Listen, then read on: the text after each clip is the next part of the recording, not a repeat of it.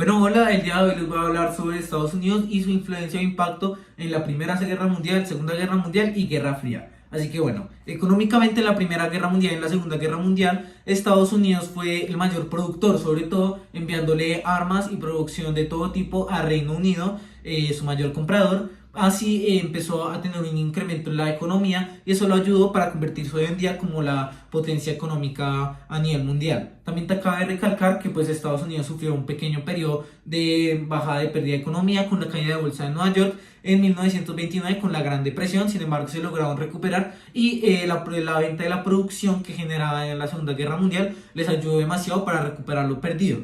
También tenemos el factor político y bueno, en el caso de la Primera y Segunda Guerra Mundial fue que Estados Unidos fue muy importante y trascendental para la firma del Tratado de Versalles y para la creación de la Organización de las Naciones. Esta es una organización creada antes de la Organización de las Naciones Unidas, más conocida como ONU, la cual en su intento buscaba mantener la paz mundial y fracasó, por eso se desmanteló, porque pues no lograron evitar la Segunda Guerra Mundial. Y por último vamos con el factor sociocultural. En el factor sociocultural tenemos pues que prácticamente Estados Unidos no tuvo ningún daño en su territorio más allá del barco de pasajeros que atacó a Alemania y pues lograron prevenir esa guerra con México, pues según lo que proponía el telegrama Zimmerman.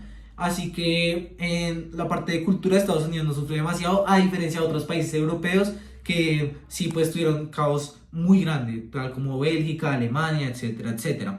En la Segunda Guerra Mundial, bueno, los factores económicos ya los dije, aunque se me olvidó mencionar, bueno, voy a mencionar uno que es económico y político, y es el plan George Marshall. Este fue un plan ideado por Estados Unidos en manos de George Marshall y el presidente Harry Truman, su gobierno, en el cual básicamente Estados Unidos le ayudaba y financiaba todos los gastos, reparaba todos los gastos que había sufrido las mayores productoras a lo largo de la Segunda Guerra Mundial. Por eso hoy en día Samsung, Huawei y muchas otras empresas multimillonarias y demasiado grandes son socias de Estados Unidos y pues esta recibe una gran parte del capital. Esto principalmente se buscó.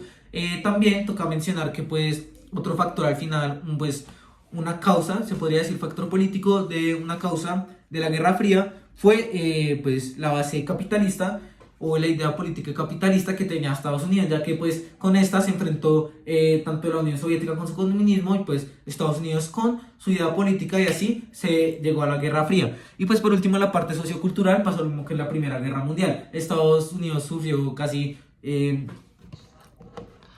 pena. Estados Unidos sufrió pues mínimos daños aparte del ataque en la base militar de Pearl Harbor por Japón y pues sí, y por último, en la última pues, sección donde la Guerra Fría tenemos un factor político súper importante que fue la división de Alemania y de Berlín. Como saben, el lado izquierdo de Berlín estaba ocupado por potencias capitalistas como Estados Unidos, Reino Unido y Francia. Y por la derecha está la potencia comunista de la Unión Soviética. Así que como los soviéticos o como la gente que vivía en ese lado de Berlín vio que la gente del otro lado, los capitalistas, les podían comprar cosas, podían trabajar y les estaba yendo mejor, se decidieron ir. Así que por eso se construyó el muro de Berlín, para que los comunistas se dieron cuenta que así no pudiesen pasar al otro lado capitalista. Y pues Estados Unidos tiene que ver intrínsecamente en esto, ya que si no fuesen capitalistas, su ideal político, entonces pues no se hubiese construido el muro, por lo tanto la gente no hubiese venido.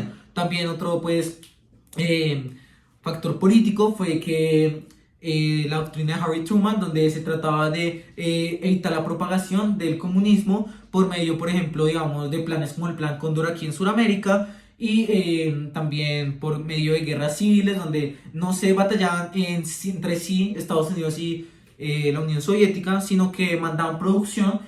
También podríamos mencionar eso en la parte económica, así que mandaban toda su producción, ejército militar y base de armamentos, armas, todo lo necesario para que ese bando que ellos habían elegido en cierto país, por ejemplo como Vietnam o Grecia, ganase.